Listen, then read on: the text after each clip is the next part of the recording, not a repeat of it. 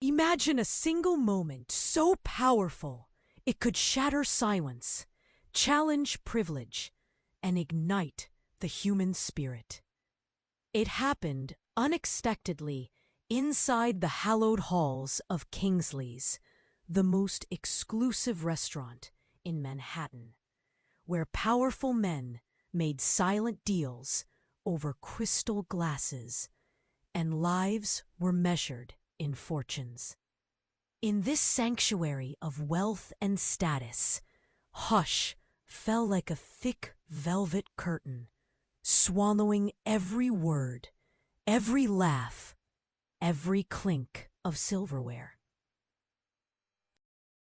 Plates cooled, conversations vanished, and yet all attention was magnetically drawn to one spot, a small clearing between the tables, barely big enough for two. It's there that 10-year-old Lucas Montgomery, his legs wobbly inside heavy metal braces, stood trembling. Lucas was the son of Richard Montgomery, a titan among titans, a billionaire who had not only survived the relentless jungle of Wall Street, but made it his empire. But in that breathless pause, Lucas's world was inversed. No longer his father's son, no longer the Montgomery heir, but a scared boy longing for connection. Fingers shaking, Lucas reached toward Diana Johnson, the restaurant's only black waitress, a woman accustomed to moving like a shadow in a room of glaring eyes. The pianist in the corner delicately began the opening notes of a waltz, never imagining the music would be the backdrop of history. Slicing through the tension came the manager's voice, sharp and brittle. "Sir, control your son.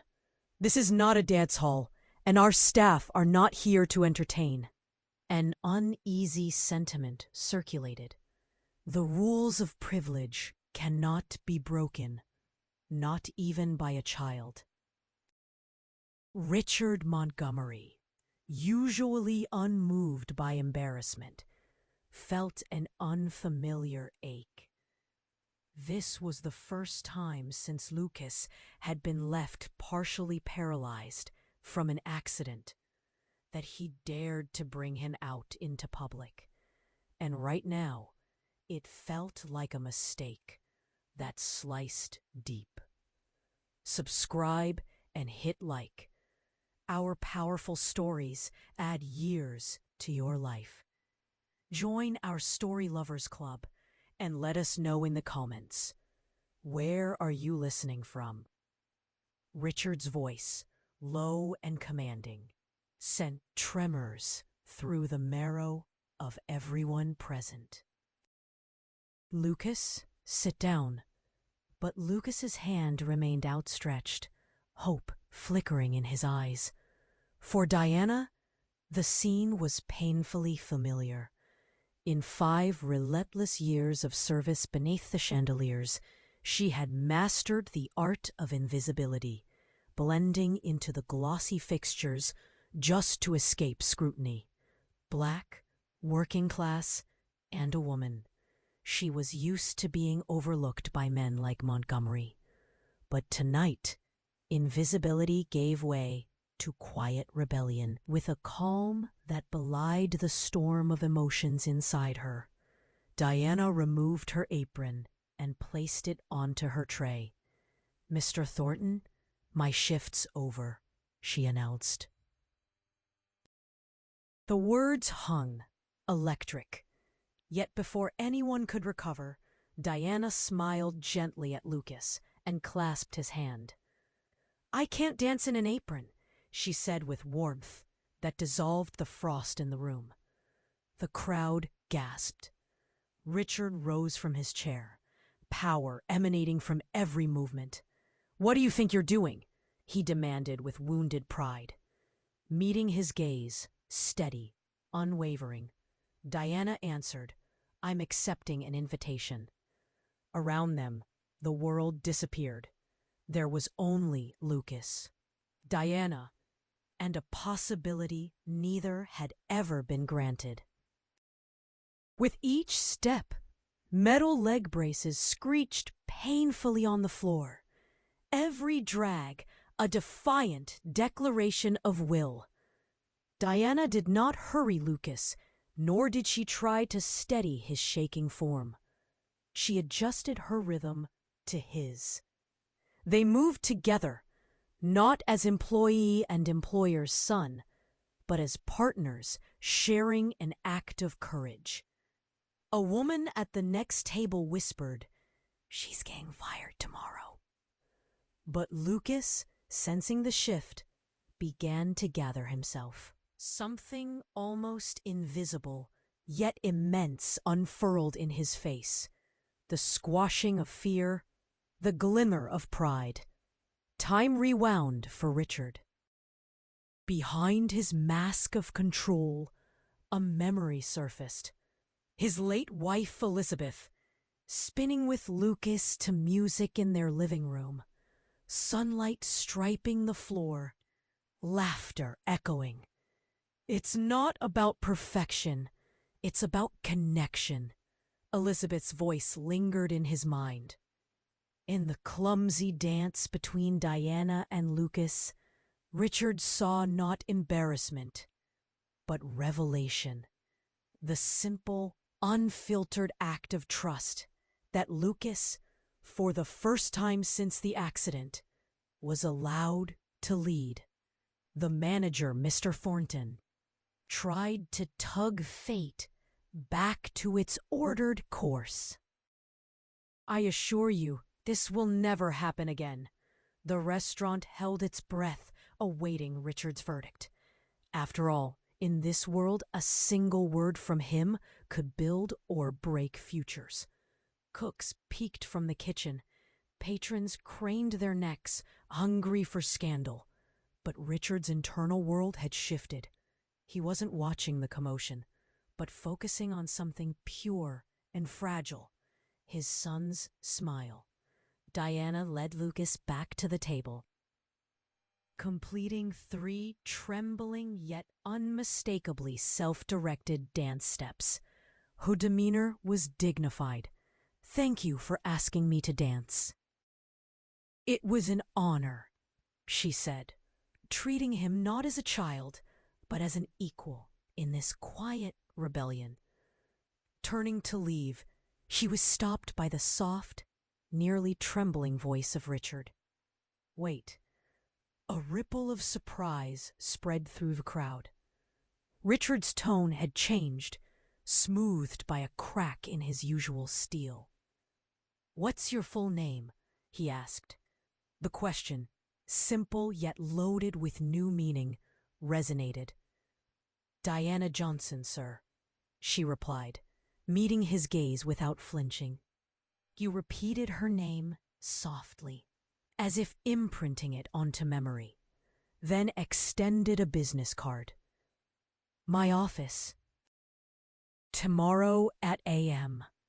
The crowd fell silent, mesmerized by a billionaire's unpredictable mercy.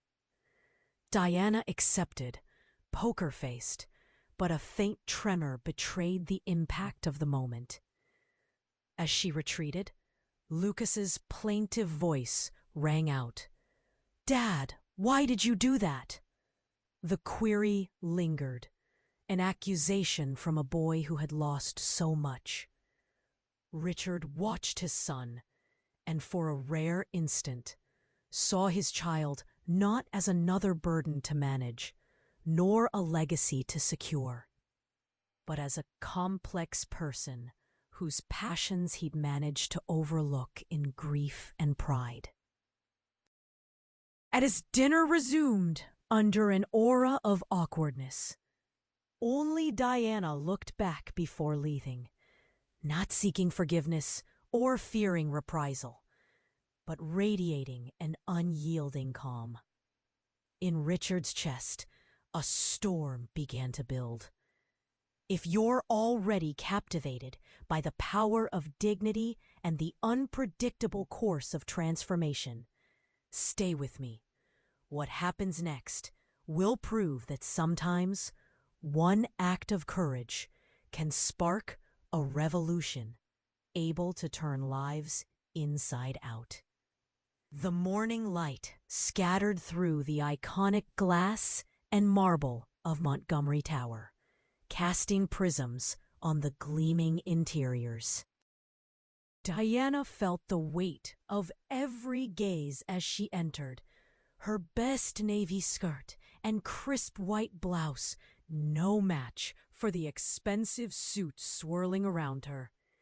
Each step reminded her she was entering a world built for people who never waited tables, who spent more in a week than she earned in a year. Approaching the front desk, Diana squared her shoulders. Diana Johnson, to see Mr. Montgomery. The receptionist scanned her, calculating and cold. 18th floor.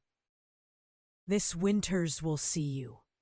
In the elevator, Diana clutched her worn purse, not in fear, but with the unbreakable calm of someone who had fought harder battles. Her mind raced. This wasn't about begging for help. It was about defending her worth on enemy territory. On the 18th floor, Miss Winters waited, 40-something, razor-sharp, straight-backed. Mr. Montgomery is still on a call. Follow me, please. As Diana walked the mirrored halls, she felt dozens of silent stories speculating. How did someone like her belong here? In the privacy of the waiting room, Miss Winters broke the chill. He had you fired, didn't he? Diana smiled, but not with humor. And where exactly would people like me belong? Winters couldn't answer. Before she could press, her phone rang. He'll see you now. Diana inhaled deeply, ready to meet fate head-on. Beyond the heavy mahogany door of Richard Montgomery's office, the air felt thick with possibility, charged, reserved only for those accustomed to making history. The room emanated power, walls lined with accolades. Deep leather chairs designed to seat the world's most influential decision-makers. Diana paused at the threshold, acutely aware that she was not meant to be part of this tapestry.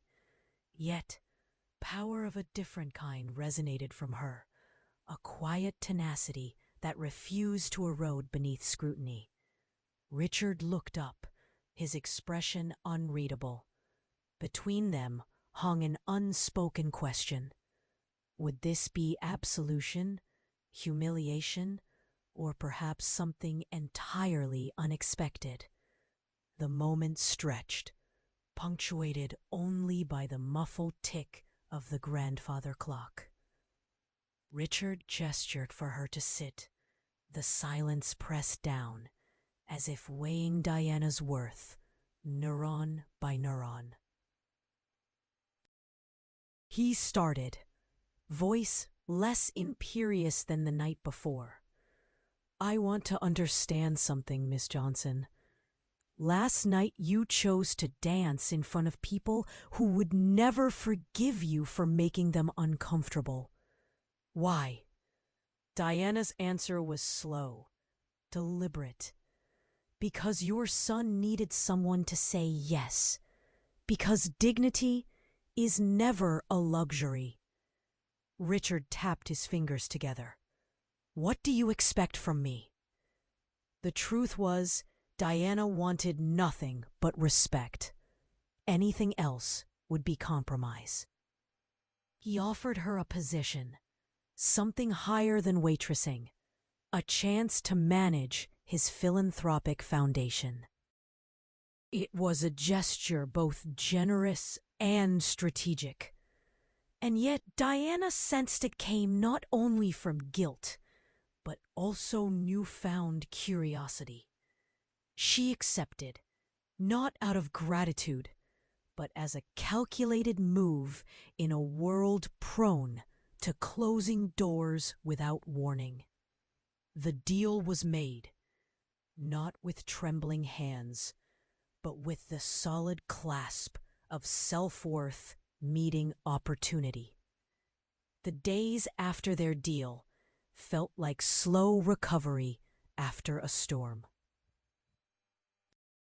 Diana arrived early at Montgomery Tower each morning, absorbing her new role's nuances, overseeing grants, fielding desperate calls, confronting the realities of poverty with the resources now at her disposal.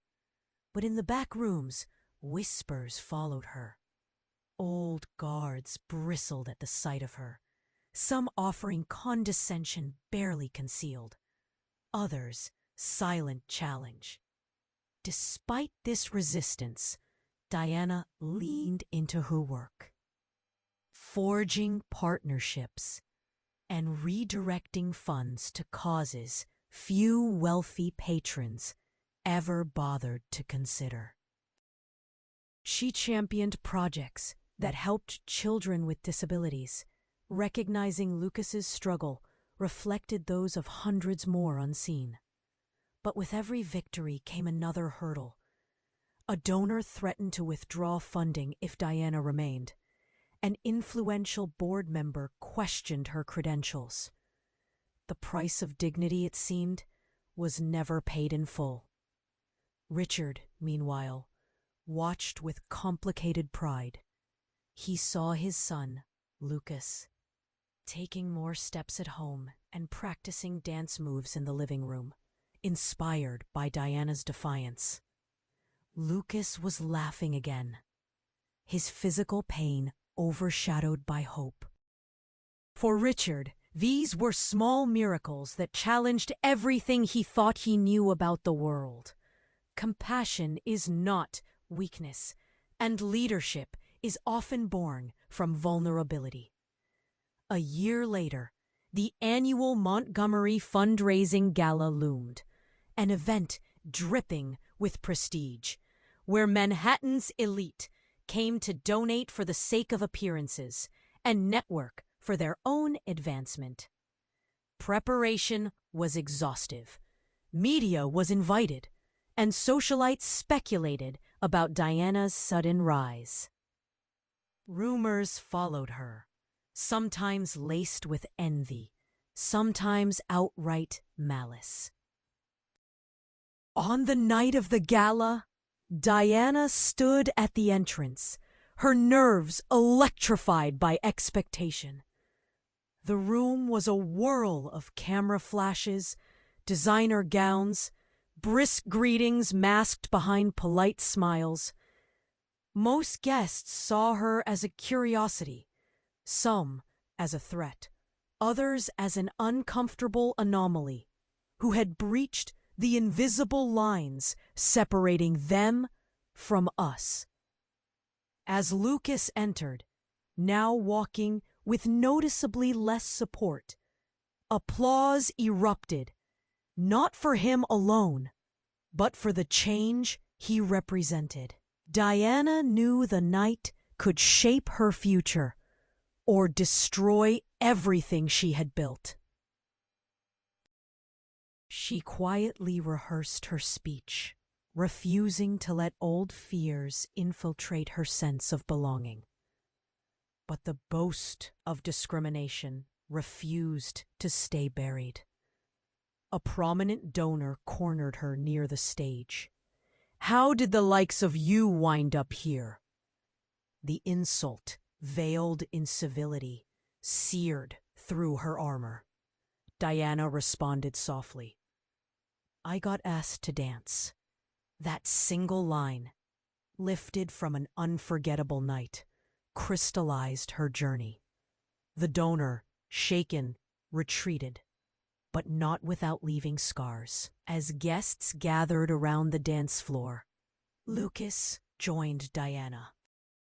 He was no longer the awkward boy, afraid to stumble in the spotlight, but someone growing steadily into himself. brave, resilient, and expressive. They danced again, not as spectacle nor charity, but as equals defying expectation. The memory of that first fearful waltz echoed between them, each step now a proclamation of progress and healing.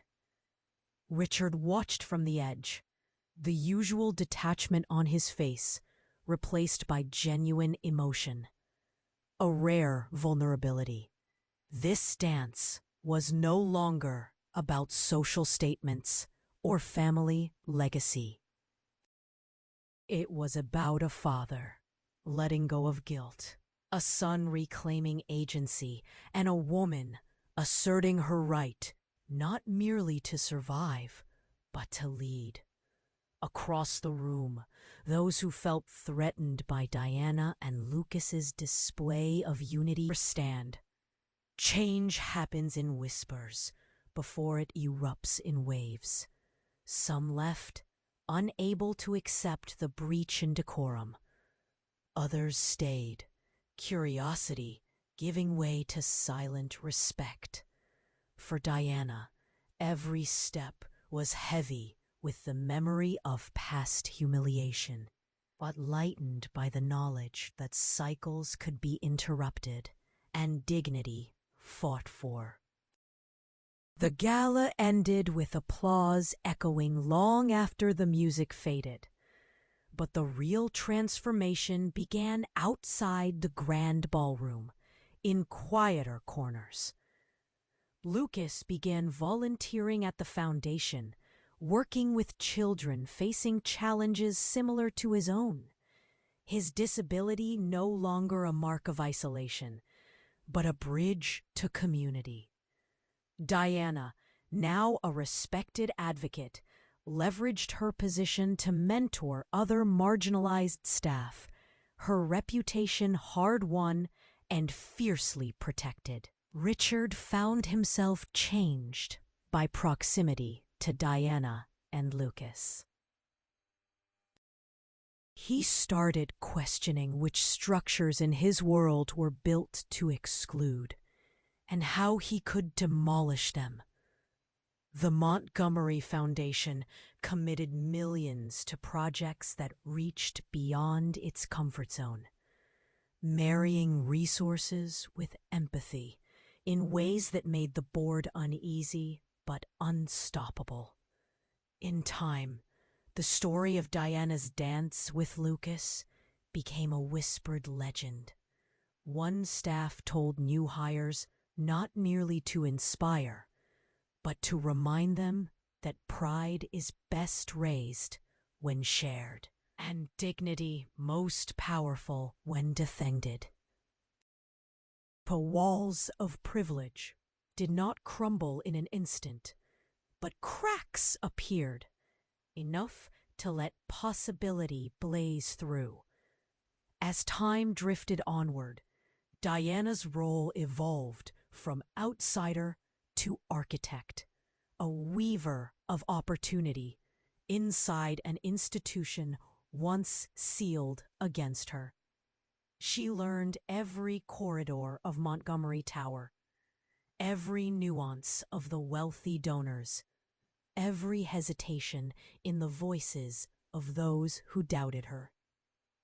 Wearing the foundation's emblem on her blazer became a mark of hard-won authority. Through dozens of meetings and late-night calls, she became a lifeline for causes that had never graced the surface of privilege. Yet the path remained rugged. Not everyone celebrated her victories. Some colleagues whispered about her background. Others set up bureaucratic roadblocks. Every time a grant failed or feedback arrived tinged with racism or sexism, Diana felt old wounds reopen. But each setback led to a breakthrough, a chance for Diana to demonstrate resilience. Lessons bloom. She navigated shifting alliances, transforming adversity into fuel for her advocacy. More than once, she caught herself pausing in the hallways, remembering the night Lucas chose to dance. The instant everything shifted. That memory became her anchor. It reminded her that her presence in these rooms wasn't an accident or a favor. It was the result of courage, a trait often misunderstood, seldom embraced in corporate power structures. When the weight of expectation threatened to bury her, she whispered to herself, "I got asked to dance." Every time she repeated that, her heart steadied and her resolve flared anew. Lucas's transformation blossomed in ways neither his father nor Diana had foreseen. Physical therapy became not a chore, but a challenge he eagerly accepted, fueled by the encouragement received during the gala and at home. The boy who once recoiled from attention now sought it for the right reasons. He started speaking publicly about living with disability, using his story to shatter misconceptions. His courage inspired more than fundraising goals. It changed lives in quiet, personal ways. Lucas began working directly with children who felt left behind within the city's school system. Kids whose bodies and spirits bore the marks of poverty, neglect, and isolation. He created after-school programs, devised games that celebrated difference rather than defeat, empowering other children to dream beyond their circumstances. The cycle of shame and silence was interrupted, replaced by laughter and representation. Seeing Lucas at work often moved Diana to tears, not the kind rooted in sorrow, but those grown from pride and kinship. She saw her own journey reflected in his every tentative dance step, each word spoken with conviction. Together, they formed a team that bridged social gulfs no policy alone could cross. Through Richard Montgomery, the impact of these changes rippled inward. Once convinced of his own benevolence, Richard found himself ruminating over his true legacy. He began to reflect on past decisions, the people he'd ignored, the policies that privileged profit over people, the subtle humiliations endured by those like Diana and Lucas. Confronted by his son's progress and Diana's tenacity, Richard realized that charity alone wasn't enough. Structural change, sometimes uncomfortable for those in power, was required. He started initiating deep conversations with Montgomery Foundation board members, challenging them to see beyond the optics of public philanthropy. If our work doesn't dismantle barriers for people like Diana, he argued, then it's nothing but decoration. Resistance was immediate and sometimes fierce. Old friends claimed he was risking everything: reputation, alliances, even business itself, by welcoming voices that disrupted tradition. But the revolution begun by a child's dance could not be contained. Richard weathered the storm of dissent, determined to create true equity. His journey was marked with self-doubt and regret, a continuous struggle to unlearn prejudice and rebuild with humility. He grew closer to Lucas, learning from his son's resilience, and slowly began to see Diana not merely as staff, but as a visionary whose advice shaped the direction of the foundation. News of the Montgomery Foundation's transformation spread beyond the hushed circles of New York's elite. Stories appeared in newspapers and viral social media posts. The billionaire, his disabled son, and the black woman who changed their lives through a single act of courage. Interviews were requested. Producers vied for documentary rights. Diana, Lucas, and Richard found themselves in the public spotlight. Their narratives dissected, praised, and sometimes attacked. At first, Diana feared the exposure. She disliked the relentless analysis, the occasional backlash questioning her motives. But soon she realized the importance of representation. Her story, however uncomfortable for some, could spark a new movement. She agreed to a televised interview declaring, "It's never about saving people. It's about creating space for everyone's dignity." Lucas, sharing the stage with his father and Diana, spoke with poise. "I used to believe my disability was a prison. Now I know it's a bridge to empathy, to friendship, to possibilities I never imagined." The broadcast was watched by millions. Strangers wrote letters of congratulations and pleas for help. Some tried to discredit their journey, but the groundswell of support soon drowned out small-minded critics. Richard, ever cautious, realized that public transformation came at a cost. "Now we must live up to the hope we've inspired," he told his team. Montgomery Tower was no longer merely a fortress of exclusivity. It had become a beacon to those who hungered for change. In the months following the media attention, walls continued to crumble. The Montgomery Foundation received new grants from unlikely quarters, grassroots organizations, disability justice advocates, and underfunded schools.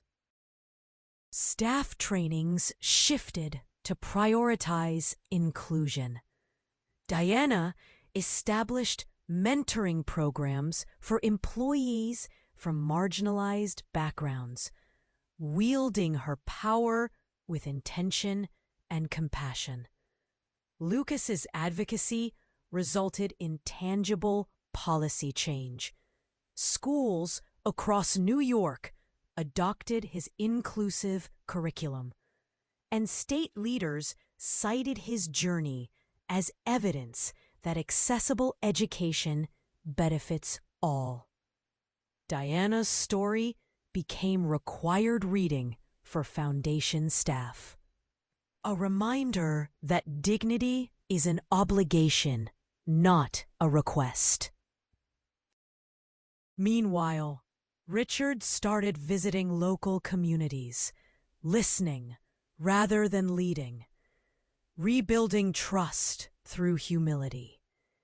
He invested personally in projects that promoted justice, vowing not to retreat when old allies resisted.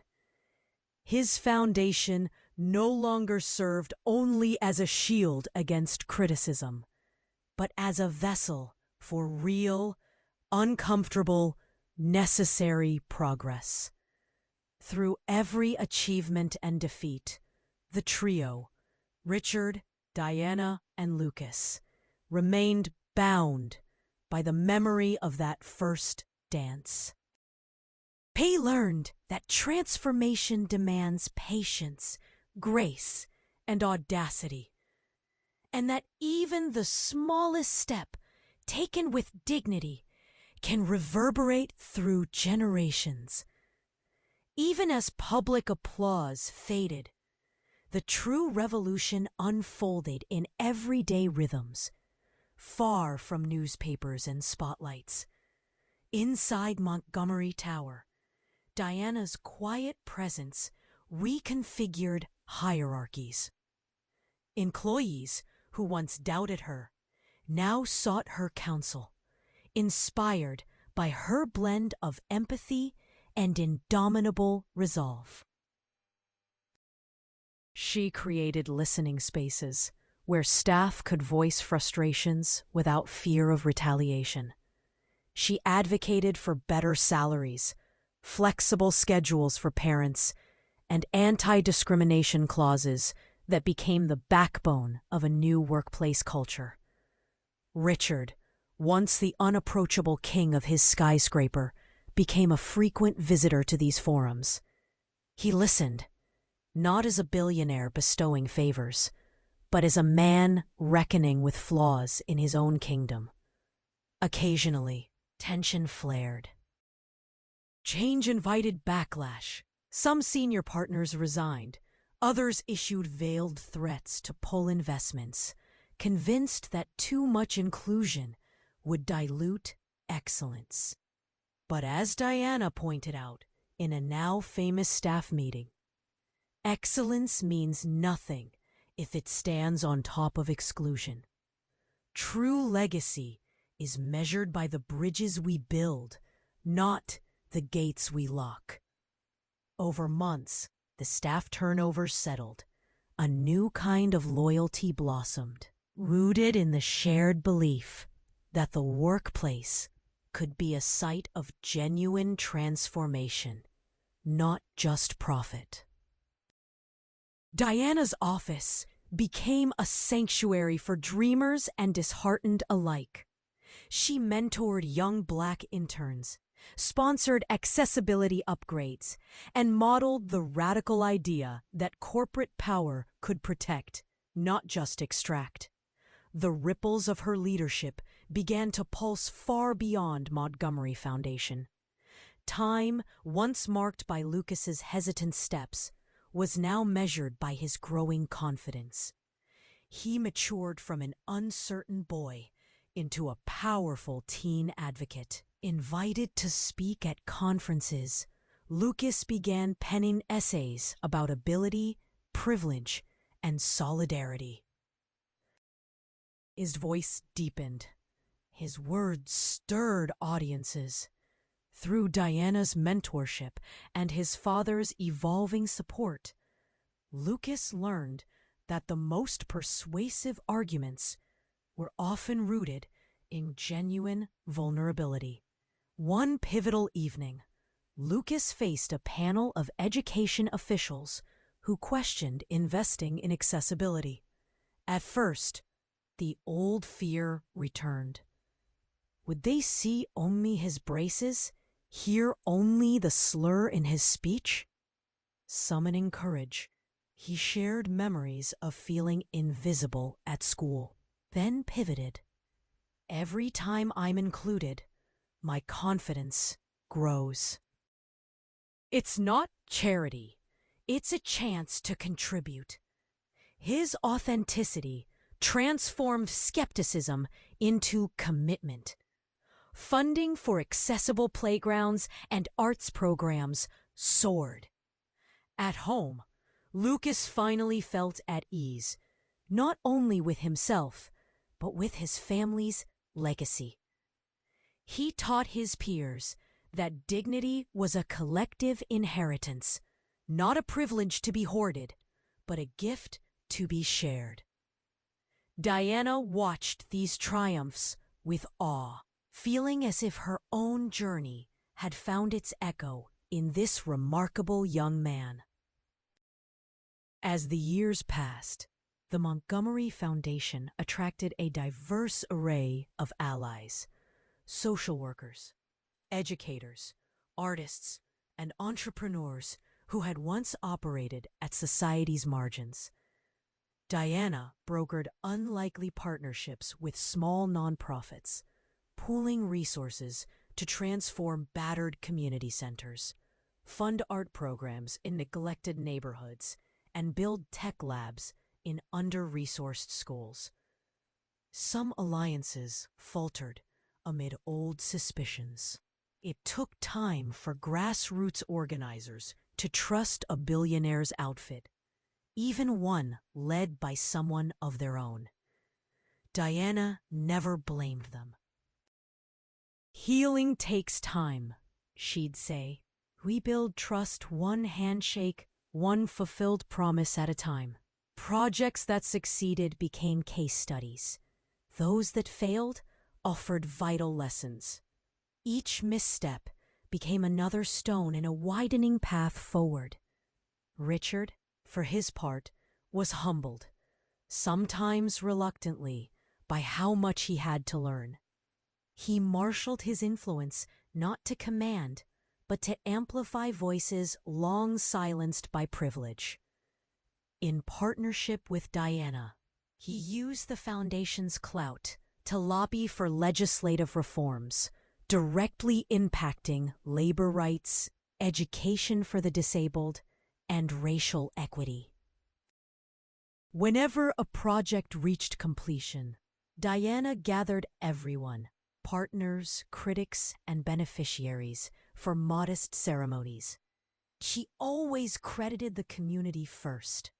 "Progress never comes from the top down alone," she'd say.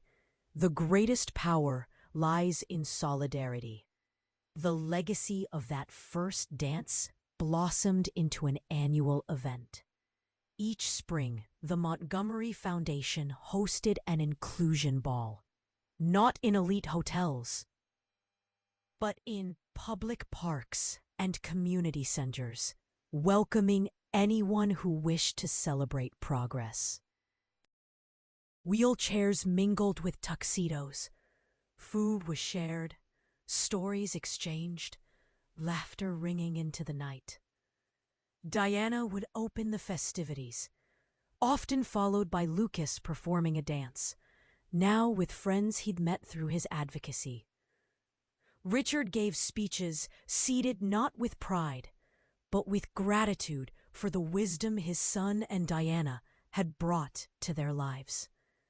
Former critics attended, some grudgingly admitting that the transformation of the Montgomery Foundation had inspired reform elsewhere.